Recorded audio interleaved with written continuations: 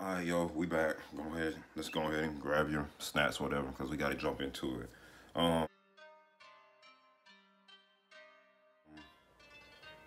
so this episode of GUWA, talking about some kind of obscure anime, but not really obscure because if you been an anime fan for as long as I have, then you would have heard of these anime, or at least maybe have seen something on the internet or something like that, which a lot of people don't know. But I'm not gonna put them up to it. It's just I know about it because I was just that type of dude. So we gonna start off with the first one, Eureka 7.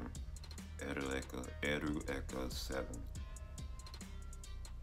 Or people might call it Eureka 7. But yeah, that anime is a mecha anime, which I am not into mecha anime. Mecha anime is not me. I've seen maybe 3, maybe even 4. You know what? No, what? I ain't gonna hold you.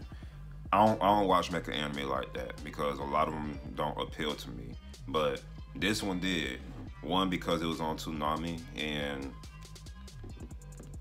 it was like had a really good compelling story and I was interested in it. It piqued my interest. And 2, it was just one of those anime that appealed, that had the right color scheme or something like that. The story was appealing. I was interested in the character relationship between the 2 main characters, Eureka and whatever old dude's name was, because I forgot. It's been a minute since I've seen it. But for the most part, it was actually pretty dope. Just seeing how their relationship was on the ship with the crew, their dynamics, how old boy came in and was basically a newbie to everybody else, and everybody was really protective of Eureka and didn't really trust him, but he ended up gaining their favor, right? And so I thought that was actually pretty dope. And just how much of a complex character, well, I don't think she's really complex, but like how her character evolves over the course of the anime, which I thought was actually pretty cool. I might need to rewatch it again just so I can get familiar with their names. But I do remember the story, and I thought that it was actually a pretty cool, decent anime.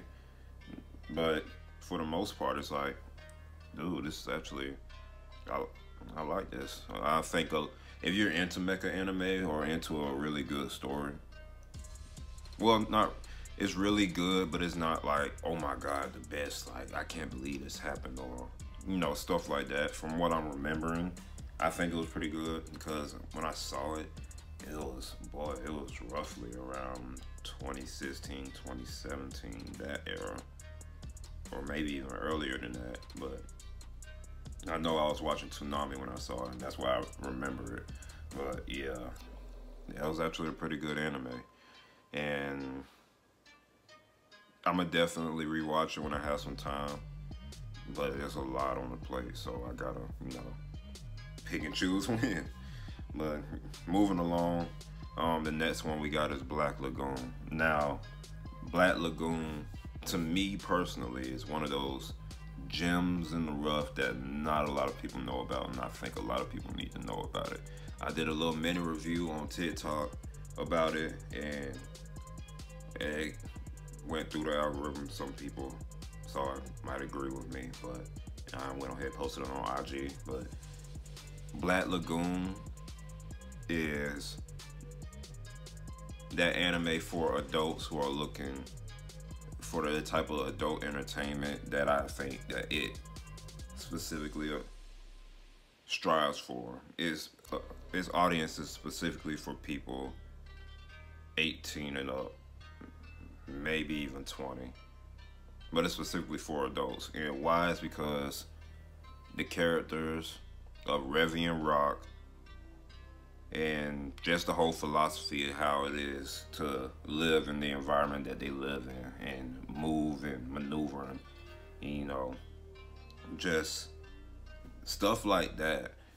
And then how you watch how the characters of Revy and Rock become intertwined and how they not inadvertently become one another, whereas Rock becomes this, you know, person who has morals and a moral compass and wants to do right by other people, whereas Revy is like, what the hell is a moral compass? Who gives a crap about a moral compass? It's all about me, myself, and I, and how I feel and what I do. And death, I'm not scared of it. Death comes and goes.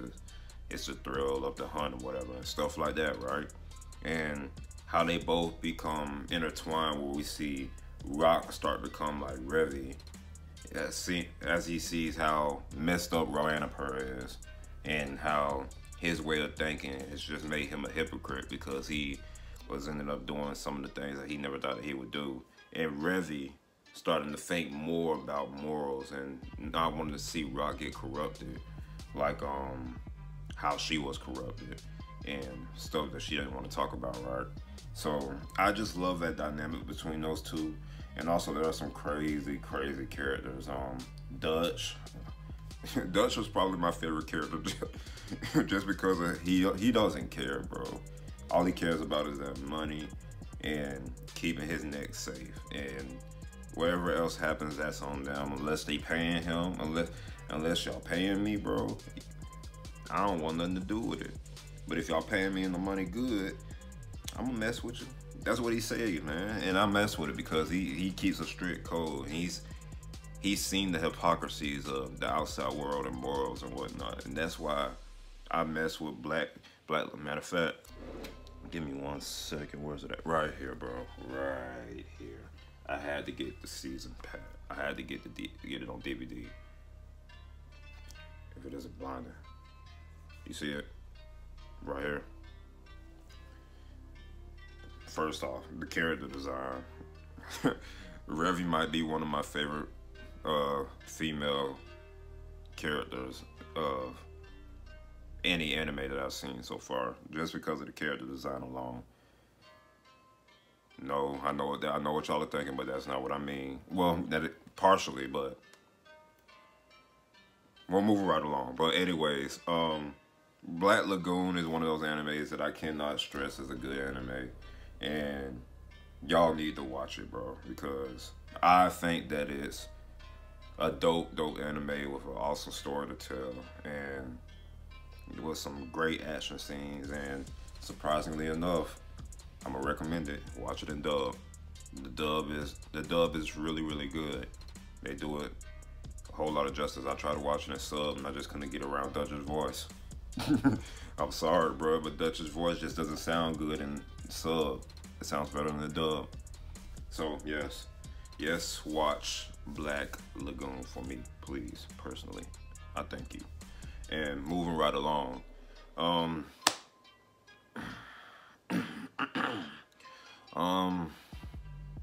we got Rosario Vampire. Now, wait. Before y'all drop the conclusion, Rosario Vampire was an experiment, suffice to say. It was a different time in my life. I was young, I was curious.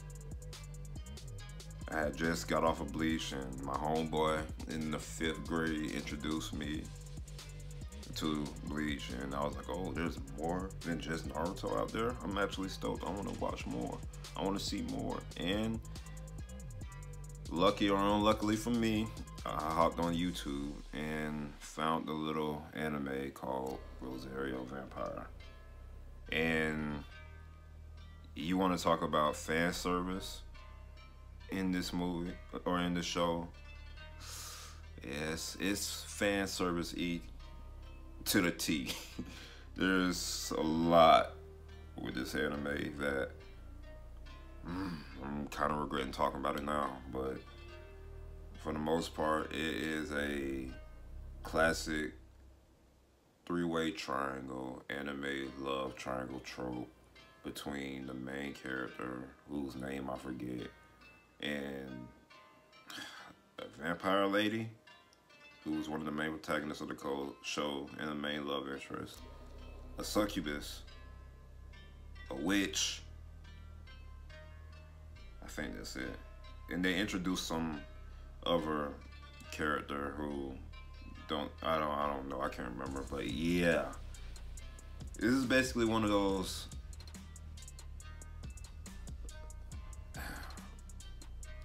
romantic comedy types of anime that I was just curious because of the plot.